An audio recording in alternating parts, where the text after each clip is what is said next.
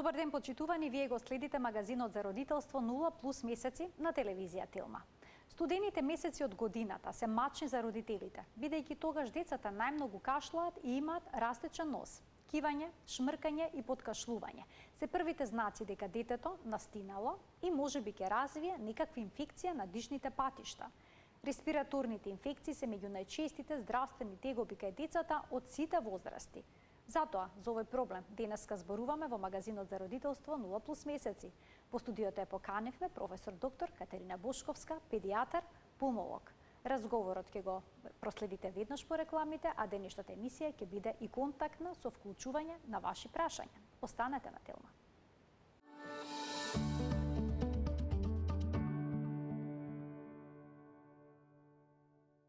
Како да се изборите со респираторните инфекции кај децата ќе запрашаме професор доктор Катерина Бошковска, педијатар пулмолог од Оделот за туберкулоза во детска возраст при Универзитетската клиника за респираторни заболувања кај децата Козле. Професорке, добре ни дојдовте. Добар ден, добро ве најдов и благодарам за поканата. Особено ми е драго што сум дел од оваа емисија. И поздрав до сите гледачи на Телма и на емисијата. Професорке, зошто децата толку често се разболуваат и имаат респираторни инфекции во студените месеци од годината? Така, децата во принцип секако почесто се разболуваат од возрастните. Затоа што самата анатомија на дишните патишта, они имаат помали дишни патишта, помали бели дробови, заради таа анатомска. Понатаму имунолошкиот систем не е доразвиен. Едно дете доенче до 6-тиот месец од животот е заштитен од имунитетот од мајката.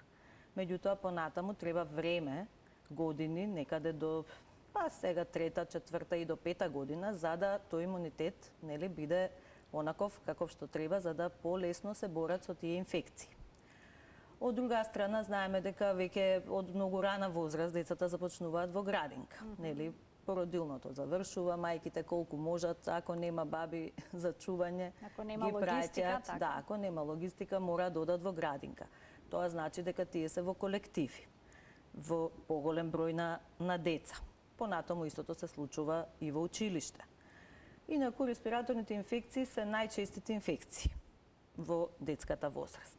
И најголемиот дел од нив, да не речам 80, може и 90% се вирусни инфекции.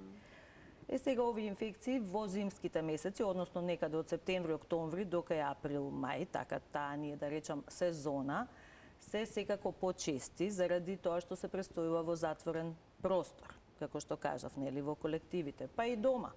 Не можете да отворите ни прозор, ладно е, загадено е. Сето тоа придонесува да во тие месеци најчести ни се овие инфекции. Во нашата установа и ние тоа го осеќаме, иако во последните години не е како порано. Порано сме имале во летни месеци многу мал број на прегледи на болни деца. Сега веќе и во летните месеци, особено после ковид пандемијата, што велиме за време на ковидот, децата беа чувани дома, не одеа на училиште, не одеа во градинка. Значи како во едно стаклено ѕвоно. Нивниот имунитет заспа. Како помина ковид пандемијата, кога почнаа да посетуваат, градинки, игротеки, училиште, имавме многу инфекции што сме ги немале во летниот период и многу тешки клинички слики. Така што сето тоа придонесува за, да ќе ви кажат, моето дете е секој месец болно. Имаме многу често, зошто секој месец е болно. Нормално е да е болно, значи ке здраво дете, без некои други болести, хронични болести, пореметување во имунитетот, децата во 6 до 8 пати годишно да имаат инфекција, се разбира, не е тешка, акутна респираторна инфекција е сосема нормално. Значи 6 до 8 респираторни инфекции нормално децата да имаат во текот на годината. А тоа ако го земете од септември до април, секој месец значи дека ќе бидат болни. Доколку одат во градинка, тоа може да биде почесто? Па може, и 8 и до 10, меѓутоа ако меѓу период, меѓу двете инфекции, од една до друга, детето си е сосема добро, нема потреба од грижа, да кажам. Со тек на време, таа адаптација во градинка ќе се случи. Сега ке малите деца, тоа е некои повеќе месеци, да кажам, додека се среќаваат со различни видови на вируси, на бактерии. Во градинка мислам дека нема дете да му брцнете во носето и да не докажете некаква бактерија, што не значи дека е болно. Аха, изолирана бактерија во нос не значи не потврдува болест? Не значи дека е болно детето. Тие бактерии и покрај тоа што има зелени носиме. мрсулчиња? И покрај тоа што има зелени. Доколку тоа не му пречи нели во секојдневните активности, ако детето е весело, јаде, пие, трча, и тие зелени мрсулчиња не значат ништо. Тие, особено на сабајле, кога ќе му издувате носа на детето, ќе видите зелени мрсулчиња, нели? Понатаму во текот на денот тие ќе се избистрат. Така да и не секој таква боја на секрет значи и бактерија. Сега доколку таа бактерија нели предизвика да има и температура, да направи некаков наод на бели дробови, тоа е веќе друг момент, нели? Тука веќе почнуваме и со давање на соодветна терапија. Доколку децата поради честите разболувања не посетуваат градинка, дали потоа проблемот со честите разболувања може да се провлекува во училишните години? Па, видете, има деца што не посетувале градинка, во училиште секако ќе се разболуваат во прво оделение, второ тие првите години, меѓутоа се зависи од самиот организам. Како викам, има некои деца склони на инфекции, некои не. Или од две различни братче, сестриче, едното ќе биде болно постојано, не знам, ќе кажат, ама по старото не ми беше такво. Значи, си има повеќе фактори кои што влијаат. Исто така, што имаме деца со атопија, што се склони кон алергии, кои што имаат една така слузница бледоливидна во носот, што имаат алергиски ринит. Тие се поприемчиви за бактериите и за вирусите, така да може и тоа да придонесува некои деца почесто да се разболуваат. Меѓутоа и долно респираторна и пневмонија да имаате еве 2 пати во годината, тоа не е нешто алармантно, мислам, не е страшно, дозволено е. Кај децата кои што се постојано болни, споменавте дека секој месец може да имаат некаква респираторна инфекција, понекогаш родителите имаат чувство дека ги повратила инфекцијата или пак настинката. Колку често се работи, дали обично се работи за ист предизвикувач или пак за нов предизвикувач на респираторната инфекција? Најверојатно се работи за нов предизвикувач, бидејќи детето ќе биде нели болно, нема да оди неколку дена во градинка, ќе се лекува сега дали со само симптоматска терапија, некогаш на своја рака или од матичен или нели добиваат и антибиотици, дури и за така некои инфекции кои што се веројатно вирусни. И потоа го праќаат повторно во градинка. Во градинка доаѓа повторно во контакт со истите нели бактерии и вируси, така што се инфекции од различни предизвикувачи. Сега има некој една вирусна инфекција може да трае 10 и 14 дена, ама секако децата не седат толку дома. Нема никој да ги чува ни морат едноставно да ги пратат, а и не треба. Кога веќе ќе видите дека детето почнало да јаде, да пие, нема веќе температура, може да си продолжи со нели тие секојдневни активности. Кои се најчестите симптоми на респираторните инфекции и кои се почести, не ве прашат дали горно респираторните или долно респираторните? Горно респираторните се секако почести. Секоја една респираторна инфекција обично започнува со течење на носето, може и очињата да бидат зафатени, на што викаме како плачна маска на лицето, нели, очињата течат, носето тече, подкашлување, црвено грлце, поголемо дете ќе ви каже дека има болка во грлото, малите не знаат да кажат, ама ќе одбиваат да јадат, температура може да има. Значи на тој начин почнуваат. Сега како тоа се ќе се развива, дали ќе остане тука или ќе спуштат, нели, како што викаат, моето ми спушта носот на плуќа, тоа веќе зависи од имунолошкиот одговор на самото дете. Така, некои родители тврдат дека нивното дете ведно спушта на плуќа, односно на бели дробови, па има навистина деца со таков афинитет, со таква предиспозиција? Тие се обично тие деца, атопичарите што велам јас, што имаат почести бронхити, бронхообструкции. Кај нив буквално може, еве и кај нас се случува, било претходниот ден со течење на носе, немало ништо, нели, нормално вратено дома, следниот ден доаѓа во бронхообструкција во напад. Значи, прават веднаш бронхообструкции. Сега кај тие деца секако дека треба да се направат дополнителни исследувања, да се проследат алерголошки, дали некаков тригер има, фактор што придонесува од надворешната средина, од внатрешната, од храна, и доколку таквите бронхообструкции се повторуваат, се поставуваат на една заштитна терапија за да спречиме да тие бронхообструкции бидат толку чести. Така. А како се испитува, се докажува дали инфекцијата е вирусна или пак бактериска? Па, Основни лабораториски исследувања што ги правиме се нели крвна слика, ЦРП може да се направи, самата крвна слика и да се направи веднаш кога ќе ви дојдат со половина час температура, таа и не е валидна. Значи може да се промени во текот на наредните денови. Колку време по почетокот на симптомите е пожелно да се Пожелно е направат неколку дена, лабораториски испитувања? по неколку дена, нели се, ако има само температура, ако детето спушта температура, кога ќе му дадете сирупче за температура, нели ќе кажат имаше 39, ќе дојде кај нас има 37. Значи делува лекот, паѓа температурата. Додека е температурата нормална, детето функционира најнормално.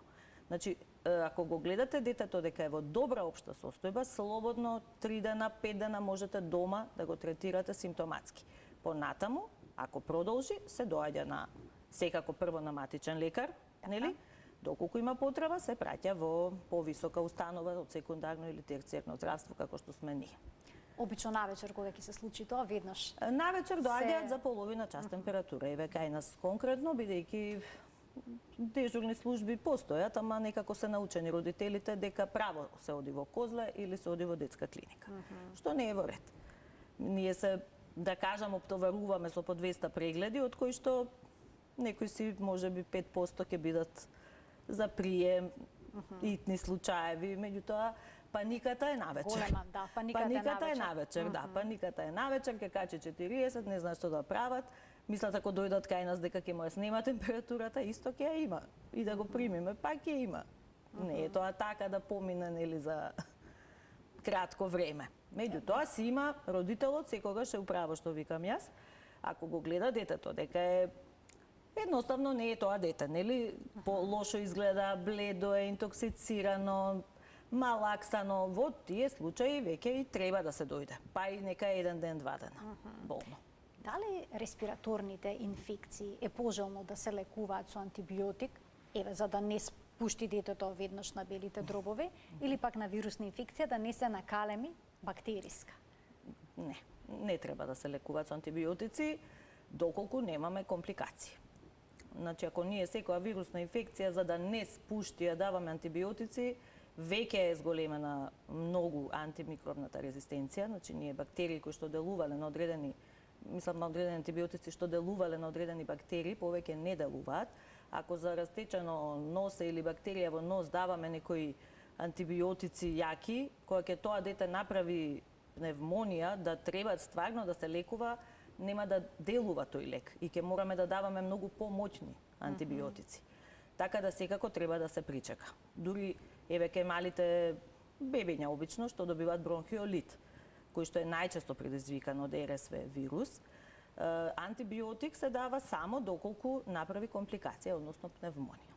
Инаку само супротивна терапија, евентуално бронходилататор и секако мало бебе се хоспитализира со таа Значи дијагноза. мало бебе се хоспитализира, а кај поголемите симптоматска терапија треба да се даде. Значи што вклучува лекувањето доколку не биде вклучен на горно-респираторни инфекции, се нели антипиретик, лек за против температура, големена количина на течности, витамин С, тоалета на носето со солен раствор, потоа се дават деконгестиви во нос, нели за отпушување на носот, затоа што многу често, особено по малите деца, кога ќе им е затнато носето, се жалат и на ушето.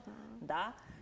Тоа е веројатно најчесто е реакција од самата нели инфекција на носот и на грлото, а доколку постои навистина јака болка во увото, има висока температура, секако треба да се проследи од ОРЛ специјалист. Бидејќи отитот веќе треба да се лекува со антибиотик.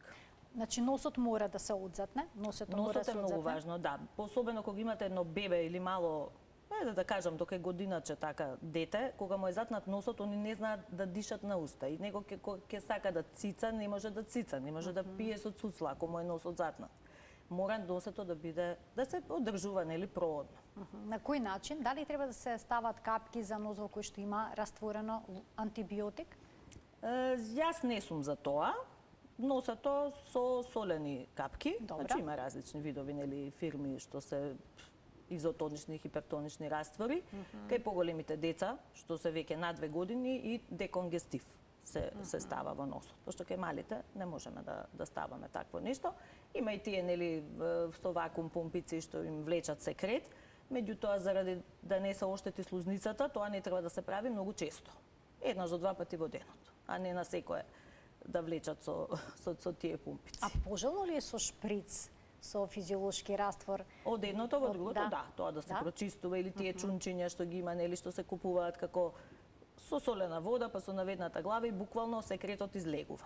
Сега тоа ќе многу мало бебе дете не можете да го направите, ќе се Па дури ќе поголемо е тоа задави, тешко. да, и ќе поголеми е тешко, ама може Повеќе не и врши дозволуваат. работа. Да, да. Понекогаш респираторните инфекции се проследени со висока температура, која многу тешко се симнува. Па понекогаш и не успеваат родителите да ја симнат. Што советувате во таков случај? Па вака, антипиритиците треба да се даваат на 6 до 8 часа. Многу често ги даваат и на 4 часа, бидејќи качува температура. Што може да се направи? Значи, треба да знаат родителите дека детето кога има температура, не треба да се загрева, да се со кебиња да се покрива, да се испоти. Они не ја одаваат на тој начин температурата, како ние, нели, возрастните ни студи ќе се покриеме, па ќе се потиме, па така ќе ни снема. Кај малите деца треба да ги соблечат по памперс, по гакички, нели, како зависи од детето, да се прават фрикции, ладење со вода и со алкохол. Значи, половина пола да биде односот на алкохол 70% и млака вода, да не е ладна, да не го шокираме организмот, и така да ги мачкаат, да ги масираат. На тој начин тоа веднаш се суши. Ќе приметат дека ако има детето висока температура, ќе го намачкате вие, ќе се исуши. Така за по еден степен ќе се намали. И ќе дојде време за да може да се даде нова доза на антипиретик. Тие високи температури најчесто се од вирусни инфекции, од грип најчесто или аденовирус или други вирози. Така што се плашат родителите, се плашат од грчеви, се плашат од многу работи, но грчеви ќе добие некој ако треба да добие на 37/2. Значи не мора да значи дека ако има висока температура ќе добие некој. Значи при самото покачување на температурата може да се ако манифестираат има таква грчевите. склоност, да. Родителите понекога се убедени дека температурата може да се спушти веднаш со аплицирање инфузија. Точно ли е тоа? Тоа само течности повеќе даваме. Ние преку инфузијата не даваме лек за температура. Или ќе многу често бараат магичен лек кортико. Затоа што кога ќе даете вие кортико, да, и ќе се спушти температурата, меѓутоа тука ја маскирате во клиничката слика. Така да тоа може би некаде го прават, наш став на сите педиатри, вака што се не е тој, мислам, да давате кортико за да спуштите температура, а некојаш ќе ви дојда, дајте ми од таа инекцијата, која инекција некогаш некаде им дале. Така да тоа не. Течности, да, доколку детето не прима преку уста, или не може да прима многу воспалено грло, ангина, го повраќа сирупот, го плука, има такви случаеви. Во тој случај секако се хоспитализира. Дали ќе лежи, дали како дневна болница ќе доаѓа, ќе оди, меѓутоа рехидратација венска, да. И нема да добијат од таа инекцијата која што од се магичната инекција нема да добијат. А што е со кашлицата? И респираторните инфекции често пати се проследени со упорна кашлица, која што да се даде нешто за да се смири. Зависи од кашлицата. Значи кашлицата, доколку е горно респираторен инфект од нос, таа е заради сливање на секрет од носот. Значи сега кашлица не значи дека болеста се спуштила на белите дробови. Не значи, апсолутно. Некој дете ќе кашла, мислите од петици дека кашла, оно нема наод на плуќата. Значи се слива секретот горе, дали има некој синузит, ринит, зависи сега за колкаво дете се работи, и некој ќе видиме на грло, се слива еден секрет позади, по задниот зид на фарингс. Тоа можеме да го видиме, нели вака, со при преглед на грлото. Тоа се решава со тие што велам чистење, перење на нос, нели со капки.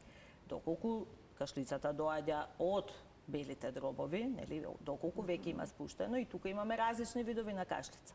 Има ларингит, има сува кашлица, има продуктивна кашлица. Ке продуктивна кашлица, ке поголеми деца се даваат експекторанси. Значи има и такви сиропи кои што го разложуваат, го разбиваат тој густ секрет за полесно да може да го искашла. Доколку кашлицата е сува, немаме зошто да даваме такво нешто. Тогаш даваме или инхалации со физиолошки, да ја малце таа кашлица омекнеме, што викаме. И скоро секоја пневмонија на почетокот почнува со таква сува, надразнителна кашлица, што ги истоштува децата, додека се развлажни, нели, тој секрет. И ние истото тоа го слушаме и на аускултација, нели, на слушалка. Прво слушаме ослабено дишење, па слушаме се извинувам, крепитации, ситни, влажни, тие хркулки што ги викаме и како оди болеста на подобро, они мислат родителите, ама сега повеќе ми кашла, ама тоа е добро.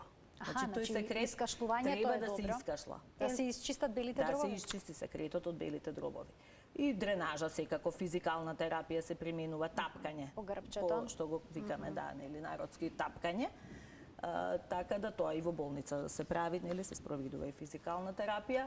Затоа се е по-лесно кај дете што е малце поголемо и што знае да кашла и што знае да дува нос. Да соработува. Сето тоа кај малите деца малку оди, нели, по-тешко, бидејќи и рефлексот за кашлање не е толку развиен, не знаат да му кажете сега кашлај, не знае да кашла. А дозволено ли е кај бебиња и кај мали деца да се дадат овие сиропи за искашлување? Не, кај мали деца обично до 2 години не се дава, затоа што ќе го разводените секретот, ќе предизвикате секрет кој што треба да се искашла, а детето не знае да го искашла и не може. Ние кај бебињата во болница правиме аспирација на секрет. Со аспиратор, да, преку носето и правиме аспирација. На тој начин им го ослободуваме барем горните дишни патишта, за да можат да дишат, да им олесниме, да. Ќе ги вклучиме гледачите, почитувани од овој момент емисијата е контактна. Професорке, во кој случај кај децата правите анализа на искашлок? Претпоставам дека прво треба да умеат да се искашлаат. Да, има начини за земање, значи искашлок правиме пред се кога имаме дома. Респираторен инфект, нема зошто искашлок за нешто нос, грло да правиме, за грло црвено правиме секако бриз. Бидејќи тука се сомневаме за ангина, за бета-хемолитичен стрептокок, кој што треба да се лекува. Бактериите од нос, рековме, ако има симптоми посериозни се лекуваат, ако не, тие не се ни лекуваат, само со чистење на носот. Сега тој искашлок големо дете само ќе искашла, нели, ќе го натераме, ќе му помогнеме со шпатула, пред да искашла ќе му дадеме физиолошки раствор да инхалира за полесно да искашла. Доколку не може, се зема трахеален аспират, исто така со сонда. Значи тоа се зборувам во болнички услови, секако. Така да тој дренажен секрет или трахеален аспират треба да се земе кога се сомневаме и кога веќе имаме долно респираторен инфект, за да докажеме за која бактерија се работи, дали за бактерија воопшто се работи, нели? Исто така има и PCR тестови за атипични бактерии, кои што се микоплазма, хламидија, легионела. Има и таков тест, кој што се прави преку искашлок и многу тоа ни олеснува, за да бидејќи сосема се различни антибиотиците. Така, пристапот на лекувањето. Пристапот е различен, да. Понекогаш родителите инсистираат да се направи пнеумослајд кај нивното дете. Што е тоа пнеумослајд и дали навистина има потреба од него? Вака, пнеумослајд е токму за тие атипични бактерии, вируси, меѓутоа тоа не е метода која што ќе ви каже дека во моментот актуелно се работи за таа инфекција, туку дава антитела. IgM и IgG антитела кон одредена бактерија и вирус. IgG значи дека е нешто што веќе поминало, IgM се значи дека било можеби е и сега, но почнало пред некои си 7 до 10 дена. Значи пред 7 до 10 дена нема резон веднаш кога ќе се разболи детето да се зема пнеумослајд. Да, затоа што нема време да се создадат тие антитела кои што ги покажува пнеумослајд. Сега така да тогаш се прави само во тој случај. Да. И кога се сомнева предпоставам лекарот на нешто, на некој атипичен предизвикувач. Да, некоја болест, некоја кашлица пролонгирана, што велиме, нели 2 недели, 3 недели кашла, негативен е на микробиолошки препарат, не сме докажале друга бактерија, тогаш можеме да направиме да не некоја таква бактерија имало детето, па да дадеме соодветна терапија. Како што е микоплазмата, например? Да, микоплазмата е колку е една од тие оваа бактерија? Оваа бактерија е честа кај деца од школска возраст, адолесценти, значи некаде 5-6 година па до ние доке таму 17 години како што ги гледаме децата. Така да честа е, на неколку години има и така, почести се како епидемии се појавуваат. Ова е еден атипичен микроорганизам, многу мал, и карактеристично за него е што нема клеточен зид. Бидејќи нема клеточен зид, лековите, антибиотиците, бета-лактамски што ги користиме најчесто за другите причинители, не делуваат на оваа бактерија. Оваа бактерија се лекува со макролиди, значи со друг тип на лекови, да. Има и други флуорокинолони, тетрациклини, меѓутоа тие се даваат кај големи деца. Дава ли специфични симптоми оваа бактерија? Микоплазмата почнува како и Сите други, да кажам, првите симптоми, нели, нос, грло може и да се задржи само на горно, респираторна инфекција. Карактеристично е што не е типична, затоа ви велиме атипична, нели, може би и да не се слуша на слушалка, на рентгенот да има пневмонија, која исто така не е типична како за другите, не е лобал да е фатен еден лобус, значи една интерстицијална пневмонија. И значи пневмонија што се проаѓа на ноза? Можат на ноза, walking пневмонија, така се вика, нели, како да кажеме на македонски, одечка пневмонија. Значи не го легнува во кревет пациентот? Да, не го легнува. Не во сите случаи. Значи некој ќе помине со така, некој ќе помине на нога, некој ќе заглави во болница. Имавме ние доста случаи со тешки пневмонија од микоплазма пневмонија и од хламидија пневмонија. И од хламидија? Да. А хламидијата исто така се лекува специфично? Да.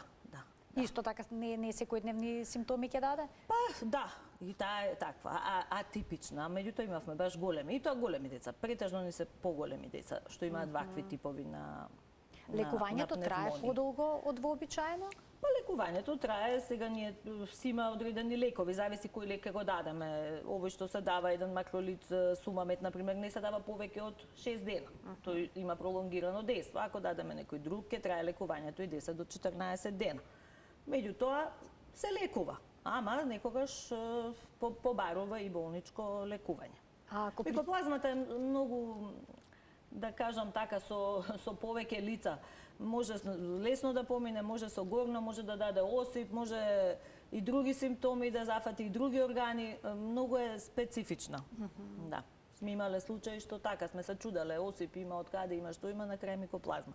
Значи знае да нападне и други органи, не само респираторните. А кога станува збор за вирусни респираторни инфекции кои што се спуштиле на белите дробови, како ќе се лекуваат? Има ли тука потреба од антибиотска терапија? Вирусните обично не ги лекуваме со антибиотици, инхалации се даваат, може да се даде тогаш веќе и кортикопрепарат, зависи бидејќи тие пневмонии обично се пропратени со бронхообструкции, но доколку веќе и рентгенолошки имаме пневмонија, ако имаме некоја лобарна пневмонија, ние секако тоа го рачунаме како компликација и тука веќе даваме антибиотик. Ако сме докажале некој вирус, например, а не сме докажале, бидејќи некогаш и нема да ги докажете бактериите. Најчесто ги докажувате или не секогаш? Па не секогаш, не секогаш. Ние имаме среќа што имаме микробиолог во нашата установа, ние си имаме собствена микробиологија, имаме одлична комуникација и самиот микробиолог ни кажува кога е квалитетен примерок, од кога не е, некогаш ќе пратиме ние, оно ќе биде само плунка. И не е тоа валидно, нели? Така да, меѓутоа клинички, ако не е добро детето, ако има рентгенолошки, ако почна да растат леукоцити, тогаш веќе и без доказ, нели, даваме емпириска терапија со антибиотик. Вие сте од оделот за туберкулоза кај деца? Да, јас има ли туберкулоза кај нас? Има туберкулоза кај нас и тоа во пораст после ковид пандемијата, последниве години и кај возрастните и кај децата и на глобално светско ниво. Ние минатата година имавме 20 деца со болест и 55 деца со контакти со туберкулоза кои што ги превенираме, значи кои што примаат превентивна терапија, а и оваа година некаде ќе завршиме веројатно со таа бројка, возрастни беа околу 150 лани.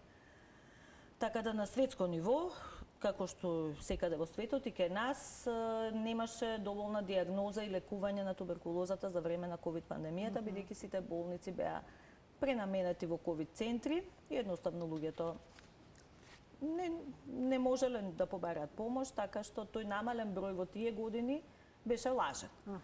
Сега сето тоа излегува на виделина, да. Имаме гледач, ќе му дадеме предност. Добар ден. Добар ден. Повелете во програмата. Поздрав до емисијата и до докторката. Ви благодарам. Вака, јас сум мајка на 2 мали деца. Поголемото синче е 6,5 години. Во октомври месец имавме бактерија во нос, стрептокока, пневмонија. Се лекуваше со моксиклав. За после месец дена да добие варичела сипаница. Сипаницата ја поминавме доста лошо, со 3 дена температура до 40. Помина сето тоа. Сега пред 2 недели доби воспаление на уво. Лекувањето ни беше со сумамет, 6 дена, се боцкаше кортиколемодо, примавме капки во уво хлорамфеникол дексаметазон. Потоа докторот реши да даде, пошто беше намален и слухот, докторот реши да даде исто панцев. Сега прашањето за докторката ми е, значи на сета таа терапија тој се уште има шлајм, се уште кашла, за да пред 3 дена повторно качи температура, не беше доста висока, меѓутоа 38. Мене прашањето ми е, значи тој дете што јаде се зеленчук, овошје, да напоменам дека 5 месеци, 6 месеци живееме на море, значи буквално се бања скоро секој ден. Не ми е јасно од зошто толку често добива инфекции, бактерии, затоа што убаво се храни. Така. Внимавате на имунитетот. Докторке, само да нема професорката некој подпрашање, да не... Во училиште, дали оди детето 6 години? Оди, тоа е прво оделение, помалото е во градинка. А помалото е во градинка. Така. Добро. Исто сега и помалото доби кашлица со високи локотити и тој сега моментално прима панцев. Така, добро, ви благодарам за вклучувањето во програма. Често вакви искуства со родителите можеме да детето како што разбрав нели било лекувано, па потоа добило варичела, самата варичела го паѓа имунитетот, после варичела децата се поосетливи на инфекции, така што доколку и во меѓувреме нели оздравело па се вратило на училиште, се здобило со уште некоја инфекција. За увото секако ако било тит и нели требало да се лекува. Децата додека се на училиште во овие преви во зимски месеци, пожелно е да примаат повеќе витамини, да примаат одредени имуностимулатори, имуномодулатори како бета-глукан, имуноглукан, за така на некој начин да се појача имунитетот и кога ќе се јави една инфекција, да ја помине пократко и полесно. Колку што сватив, детето немало пневмонија или некоја долно респираторна инфекција, така што оваа кашлица може би се работи на овој нов инфект, што е вирусен најверојатно, бидејќи другото дете сега качило температура, значи нешто се пренесува едно од друго. Дали едното од училиште, дали другото. Секако ќе треба да си направите контрола на ОРЛ специјалист, бидејќи било ТИТ, дали е тоа санирано, завршено лекувањето, затоа што тоа веќе може да направи и последици, доколку не се долечи комплетно.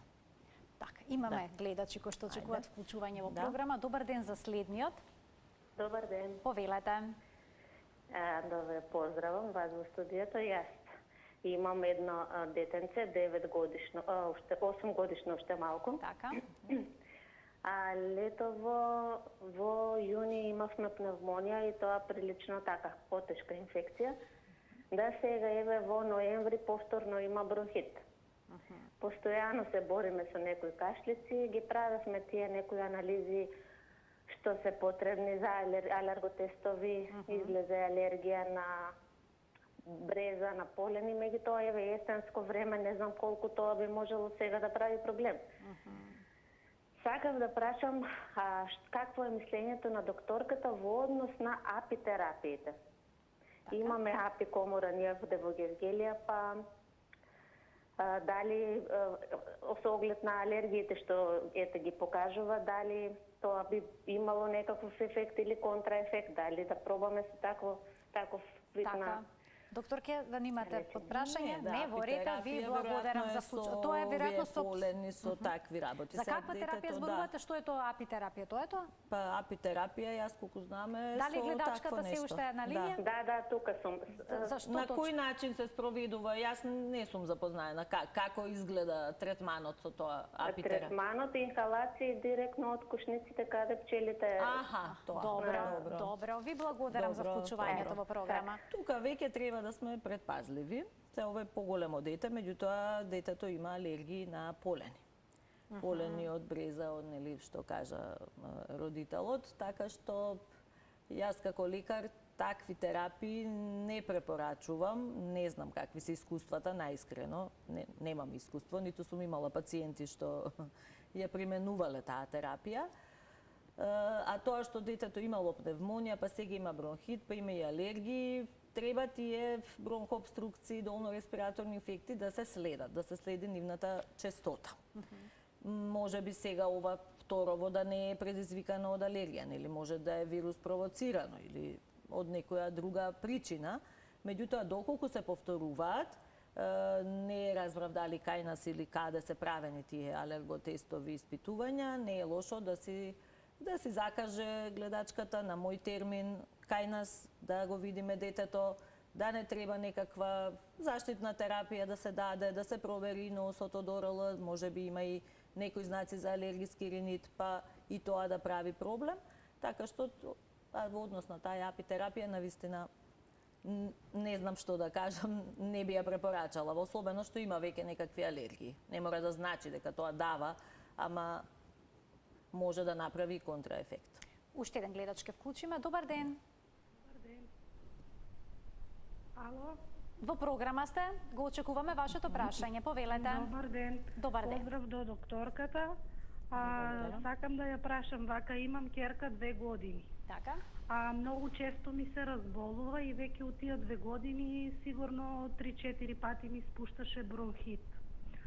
Ама усето тоа, значи се го третиравме со антибиотици, со инхалации, но секој пат кога ќе има, значи кога ќе ми спушти бронхит, секој пат си е детето расположено, значи си јаде, температура нема.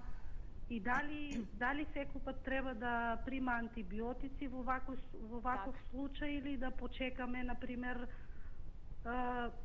така да пробаме без антибиотик, може би ќе помине, или мора во тој случај кога веќе има спуштено бронхит да мора одмах антибиотик да се даде на детето. Ова е едно убаво прашање. Професорката сака. Секој пат ми е расположена, значи температура нема, а си има наод на градите. Така, професорката сака да ви постави прашање. Какви инхалации применувате кога е болна? Кортаир и Вентолин. Така, значи има бронхообструкција. Вака, мајка, ви благодарам за вклучувањето. Кога нема температура детето е во добра општа состојба, весело, а свири, што викаме, тие ги викаме ние хепи визари, значи не личи болно, а свирка во градите. Секако дека не треба да се почнува веднаш со антибиотик доколку нема некој пневмоничен наод, бидејќи терапијава, како што разбрав, е за обструкција, за бронхообструкција. Детето е мало, 2 години, меѓутоа веќе и на 2 години ние можеме одредени алерголошки тестирања да направиме, дури и да се негативни, ако се тие бронхообструкции толку чести, детето треба да се постави на антиинфламаторна терапија подолго време заштитна? На заштитна терапија, да. Но секако треба да се дојде, нели, да се закаже, матичниот да им закаже кај нас, да го проследиме детето и да видиме, бидејќи очигледно дека не се провоцирани од инфекција. Овие бронхити, што ги кажуваат. Да е од инфекција ќе почне, нели, носот и температура и некои вирусни, има и такви вирус тригерирани секако, меѓутоа доколку, како што вели гледачката, детето си е сосема добро и одеднаш почнува да има наод, да свирка, во тој случај не знам дали правеле крвни слики на кој основ давале антибиотици, меѓутоа не секогаш треба да се даде. Родителите не се премногу среќни кога ќе им спомнете заштитна терапија, бидејќи вклучува кортикостероидни препарати кои што треба да се земаат подолг период. Подолго време, мислат зависни дека ќе станат децата. Не е тоа воопшто точно. Тие кортикопрепарати се инхалирачки кортикостероиди, значи тописки, локални, што делуваат локално.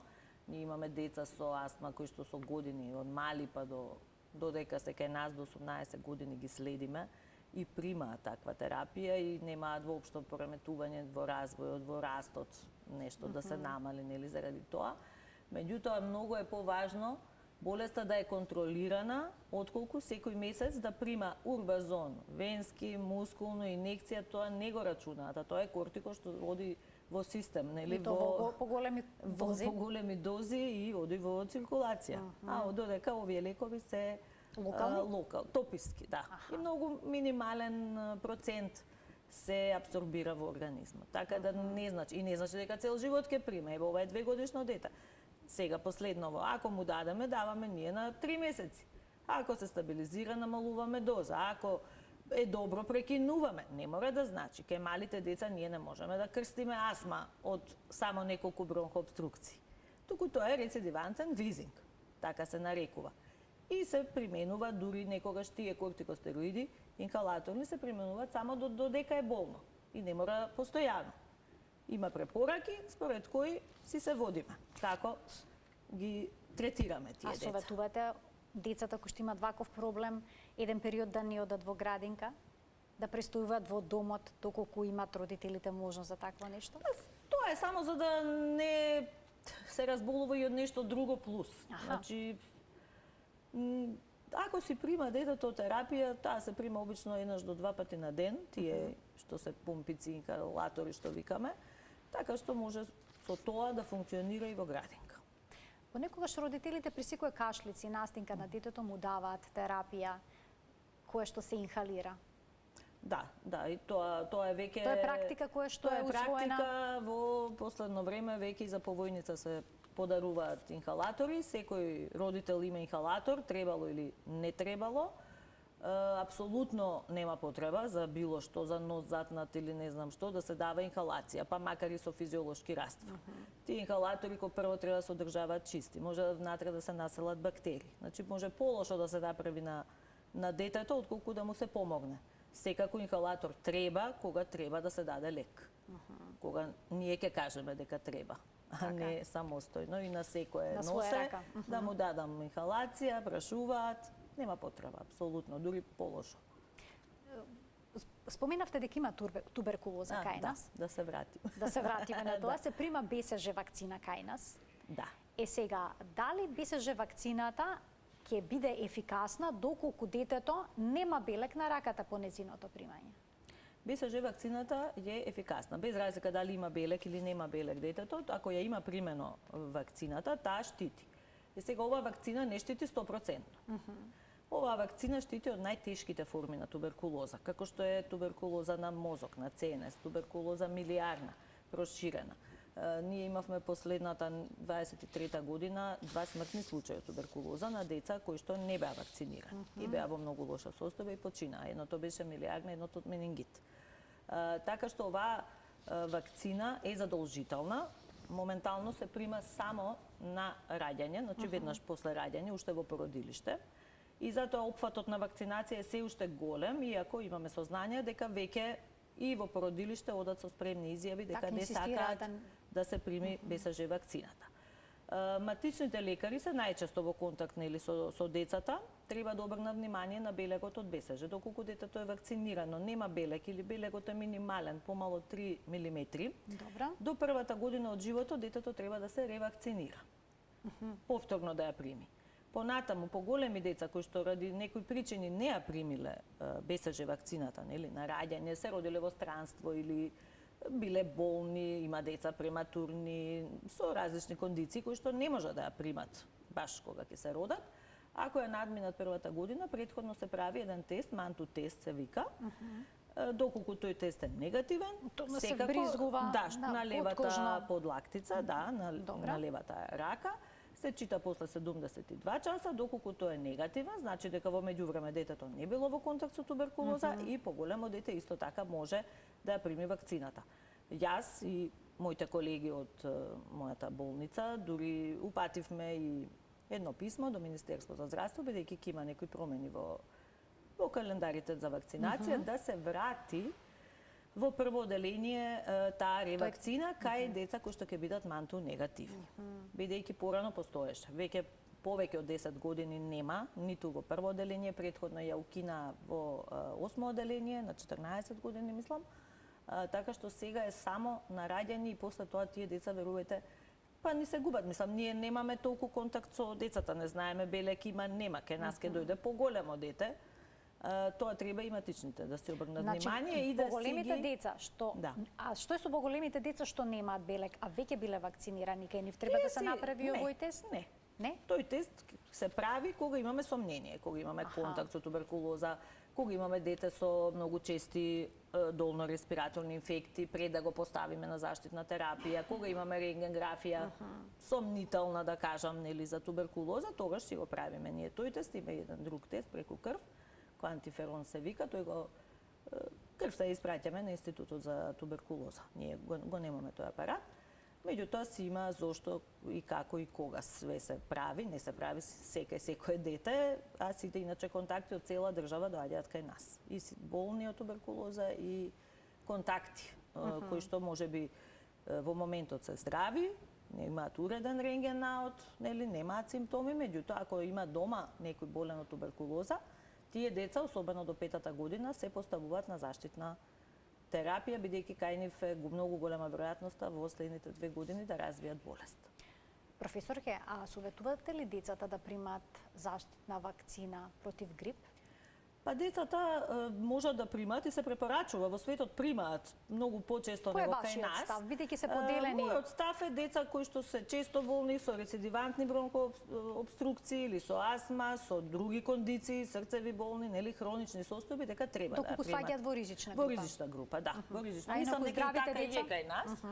Кај здравите деца можат, но не мораат. А овие деца кои што се од ризичните групи треба да се вакцинираат. Бидејќи вакцината од грип се штити и полесно ќе се помине грипот, не значи дека нема да се разболат, но треба исто и со пнеумококната вакцина, вакцина за хемофилус, откако се тие воведени, немаме ние толку тешки, да кажам, пневмонија од пнеумокок и епиглотит немаме, тие што е страшен, пострашен од ларингит, што е најчесто предизвикан од хемофилус.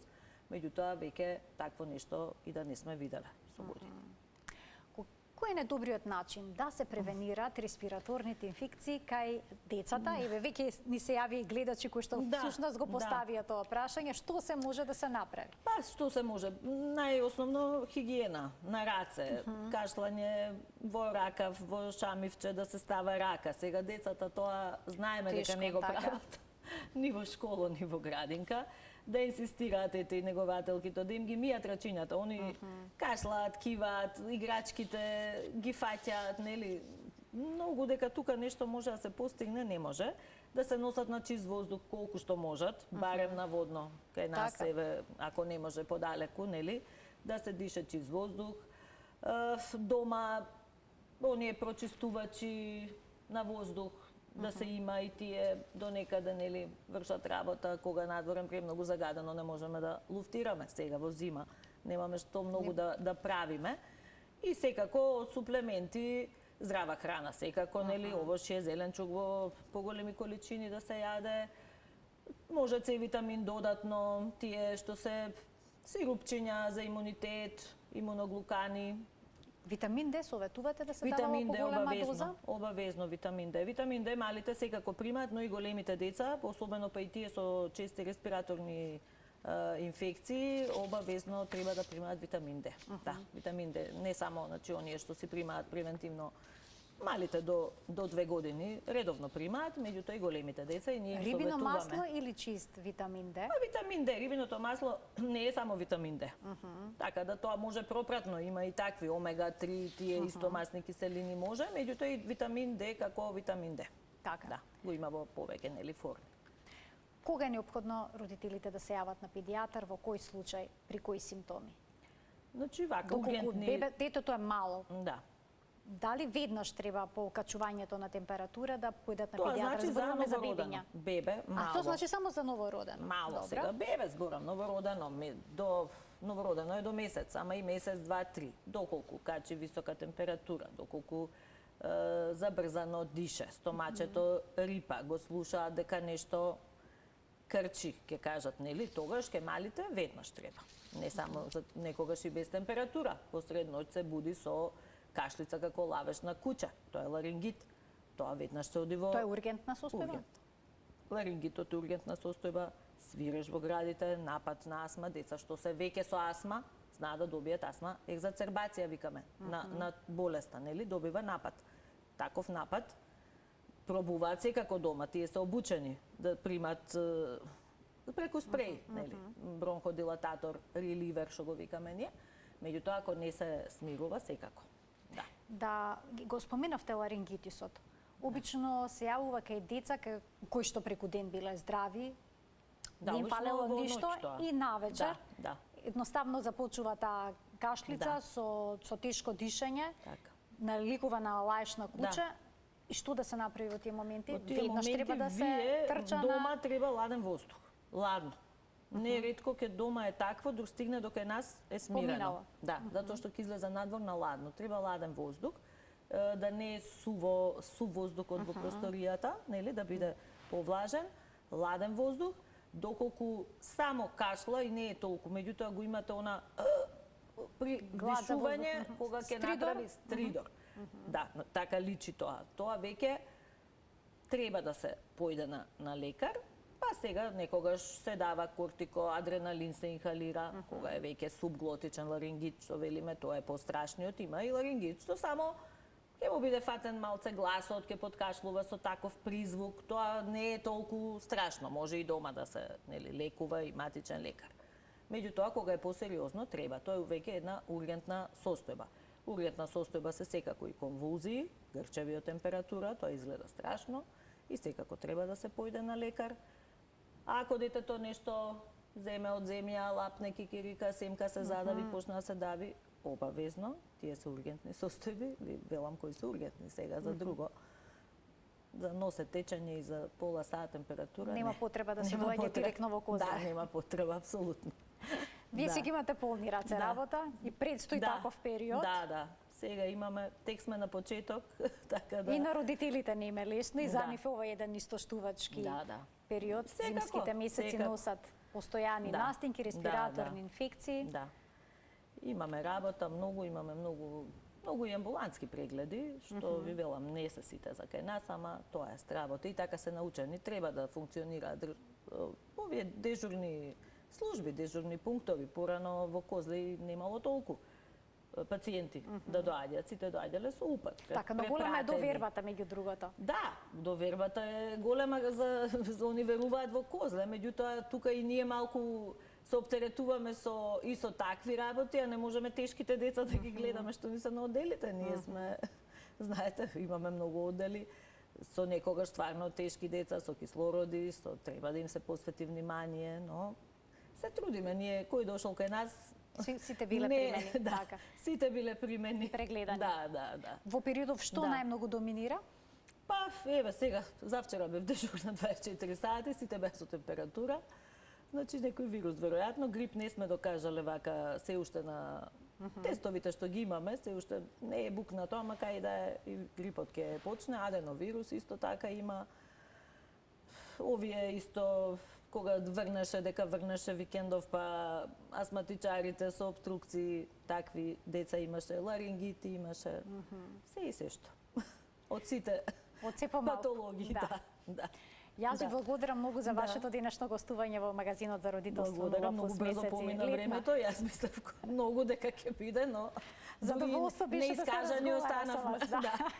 И секогаш имаме простор за уште една емисија. Да, секако, благодарам многу. Почитувани, ова беше се во денешното издание на магазинот за родителство 0+ месеци. Ви посакувам пријатен ден.